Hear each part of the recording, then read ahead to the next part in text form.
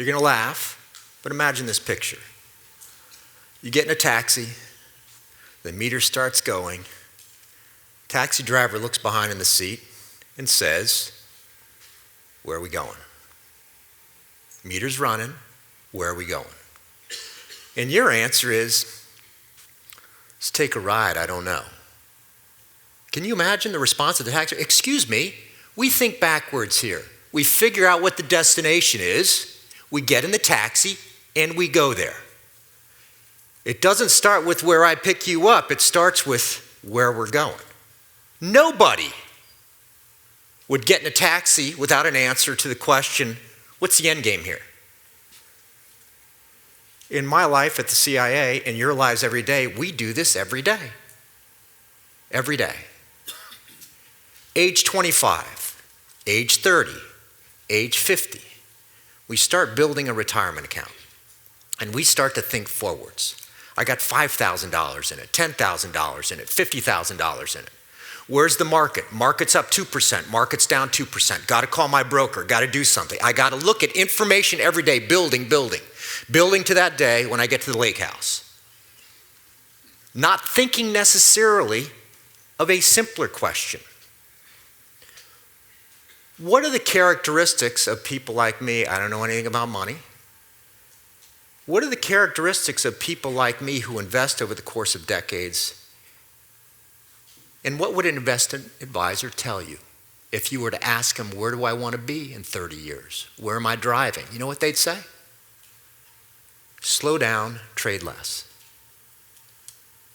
The people who trade less are in many cases more successful. Don't, especially as a non-expert, try to work the market. You're going to walk forward and figure out how to play the market? Or are you going to think, what are the characteristics of people who win in 30 years and walk backwards? How many people are going to call their investment advisor every 2 weeks? I don't get it. Think backwards. You're in a taxi. We do the same thing this week, next week. We do this every day in the media, and especially in what we Americans regard as entertainment, which is called a political cycle. Which I confess is more entertaining than this presentation. We sit there every day, and I confess I enjoy it too. I play the game as well. It makes no sense, I'll still play. It's like going to a casino. You're going to lose, but you want to play anyway. The end game is I'd rather own the casino, by the way. We go and say, what are the polling numbers today? So-and-so just got out of a convention. They're up 3%. So-and-so in Ohio is down 4%. So-and-so just scored with some zinger yesterday on the news. Interesting, entertaining. It's not clear to me why this has any relevance whatsoever. If our question is, what's going to happen in the end game? Who's going to win? So you fast forward to an election in our cycle, typically in November, and I think a better question might be if I got in the taxi during an election season, what are the characteristics of polls in June, July, August, September, October? What are the characteristics or trends in polling that might indicate to me who's going to win? Might it be that 90% of what I see in midsummer is irrelevant? For entertainment purposes it's relevant. It's not clear to me that if the end game question is who's going to win, that those polls make much difference. I don't get it. Think backwards. This is sort of humorous. We're here at TED Talks. It's funny. So let's change the game to make it a little more serious and a little less funny. And what we're going to do for 10 minutes is you're going to play my life.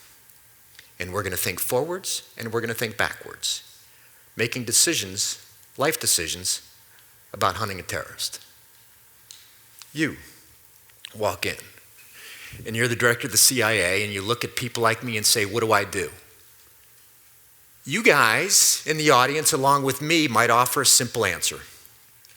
Thinking forward, the answer, I returned to the CIA from the White House in January of 2002. The answer then might have been very straightforward. Where's the man? Where's the architect at that point? We're only months after 9/11. Where's the architect of the murder of almost 3,000 people? I want him. I want his head. Where's the man? Where's all the information about where the man is? The historical information before 9/11, how he moved through Tora Bora to escape Afghanistan? Simple question, where is the man? In 2003, in 2004, in 2005. You know what question I got? Testifying, dealing with the media, dealing with my friends. Where is Osama bin Laden? And I want to know, why are you going to ask that question? Not clear to me why. Seems simple, doesn't it? Of course that's the question you want to face. You get in the taxi and you say, let's start driving. First destination, where's Osama bin Laden? Where's the end game? The orders we got were different. Make sure there's not another catastrophic event. Make sure another 3,000 people don't die. Can you imagine in 2003, can you imagine taking down Osama bin Laden and then the next week 3,000 more people die? That ain't success. I thought, thinking backwards, and many of us did, the end game is to ensure that more children get to grow up with their parents. So, how do we think about the world backwards? If you define success against a terror organization, one of the successes is how nasty can you get into their gears? Can you take out the operational commanders again and again and again and again? The architects of attacks in London, Madrid, Paris, New York, Washington, the architects of attacks are the second echelon. Osama bin Laden is not touching a recruit, and he's not conducting training. The architects of the attacks are the people at the senior operational level who are doing the planning for the next attack. We called it the second wave, the next major attack after 9/11. The second wave was led by people you never heard of. Abu Faraj al-Libi, Hamza Rabia, Khalid Sheikh Mohammed, Abu Zubaydah. They're all dead or captured now, all of them. And they were, in most cases, just a few years after 9/11. The question was, if you think backwards, if success at the end of the day in 5 years or 10 years is someone grows up with a parent and doesn't even know it because we stopped an attack, taking down bin Laden is a goal, but the more important goal is, how do you take down the people who are training, the people who are recruiting, the people who are touching a recruit from Europe or America, the people who are fundraising, the people you didn't hear about except when they're on page A17 of the newspaper, which says, for the 5th time, the number 3 in Al-Qaeda goes down. You know how many times we talked about, in my staff meetings that I sat in, we talked about bin Laden versus the number of times we talked about the second layer echelon? Now, as those of you who are managers, you know, managers make money on who they recruit for talent, where they spend money, where they spend people. So this decision about who you target is not just an idea, it's about where you're spending money and where you're spending people. I would say the number of times we discuss bin Laden versus that second tier 50 times bin Laden won, maybe, might have been higher.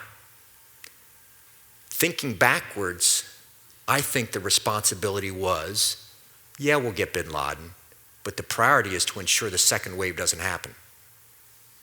And we scored.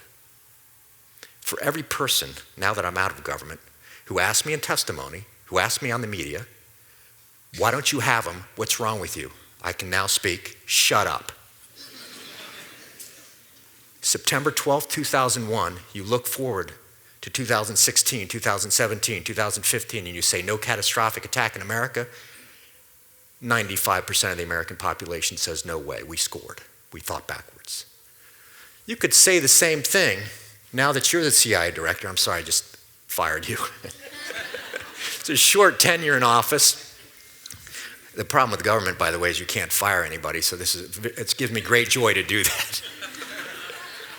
Let's make you CIA director. You walk in thinking forwards, which I'm asking you not to do, and you say, we've got another responsibility, what people ask experts about all the time, stop the money.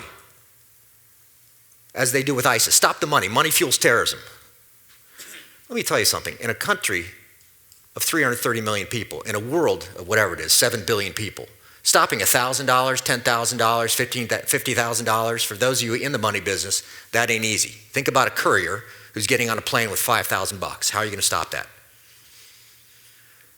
But I think many people sitting in your position now as the short-lived CIA director, before I can you, would be, this is easy.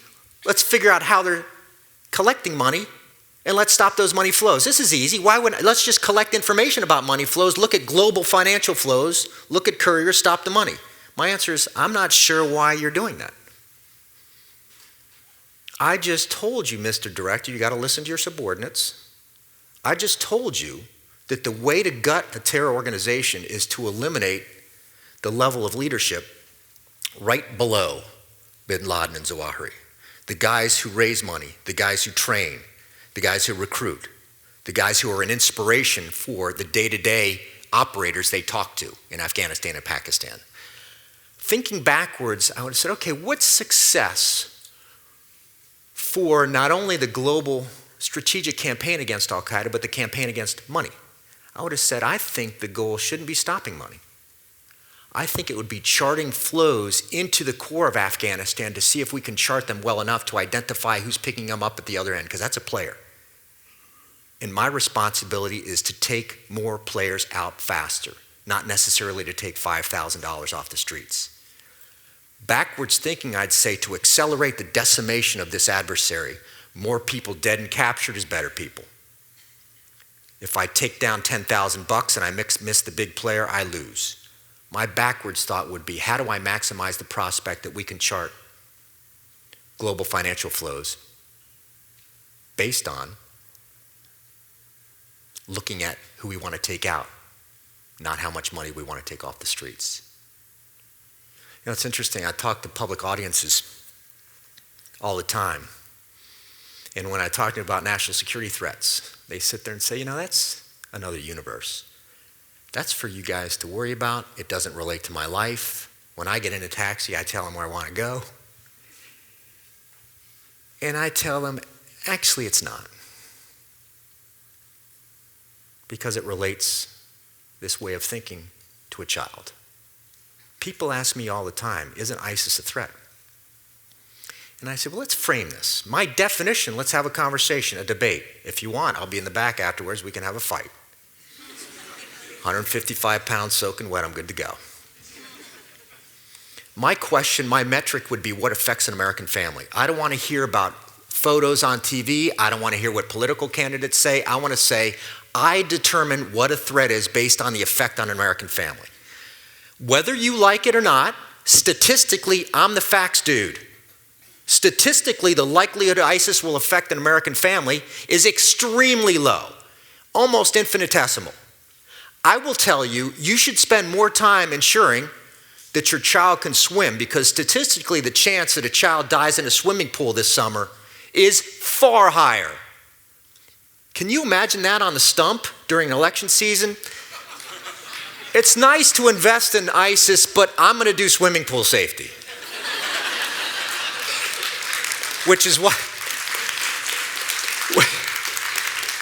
why I will never be elected to any office. I like dogs, but I couldn't even win dog catcher. Seriously, I look around too. I see MUS students, St. Mary's students from high schools here in Memphis. I know there are college students here. They're going to make the same mistake of thinking forwards instead of thinking backwards. If you were setting up a college curriculum, I wish I were a college president. I wish the first question would be, how do I create mental agility in somebody's mind? And how can I create that mental agility with someone who can speak and write? That's the way a human being communicates with another human being. If I'm going to create mental agility, some of the things I would think about thinking backwards are I want them to have different experiences, especially experiences with people who make them uncomfortable. So I'm going to require them to live overseas. I'm going to require them to live outside any area that has an American. I'm going to require them to learn a foreign language. I'm going to require them to sit in lectures where someone challenges their views. And I'm going to have at least 4 semesters of public speaking and creative writing. I'm not talking about high school creative writing. I'm talking about hardcore every day. Because I need... Unless you got a paycheck, I want you to be quiet, okay? You think I'm joking. what I'm saying is we assume thinking forwards that 6 credits in biology, 8 credits in history, that somehow someone learns to think creatively, somehow someone learns to read and write and speak. And when I recruited for the CIA, I can tell you none of them could talk and none of them could write. And furthermore, when I gave them an argument, they couldn't figure out what the other side was. I want mental agility as my end game. We assume that somebody coming out of college has that mental agility because they take 8 credits of chemistry. Are you kidding me? Thinking backwards, I'd say, what are the characteristics of people who exercise their minds? I want them overseas, I want them traveling, I want them confronted with different ideas, and I want them to be able to speak and write. We're like 0 for 5 in American colleges today. More profound, what happens when that kid gets out of college? What's the question he asks himself? What's my degree? Who's coming into college to recruit? How can I get a job? What are my peers doing? What's a cool job? Who pays? I counsel students all the time and I tell them, I don't understand why you would bother to ask that question. I've got a couple questions for you. Thinking ahead and thinking backwards, let's figure out where you want to be in 5 or 10 years with some basic questions. What are your strengths and what are your weaknesses? What do we want to maximize and what do we want to avoid? And second, and maybe more significant, life is short. What brings you joy? If animals bring you joy and you end up in accounting, I'm going to tell you, maybe a bad career choice. Once we figure out what your strengths and weaknesses are, thinking backwards and what brings you joy, maybe then we can start to say, what are the characteristics of jobs that might have you in 5 or 10 years saying I made a good choice?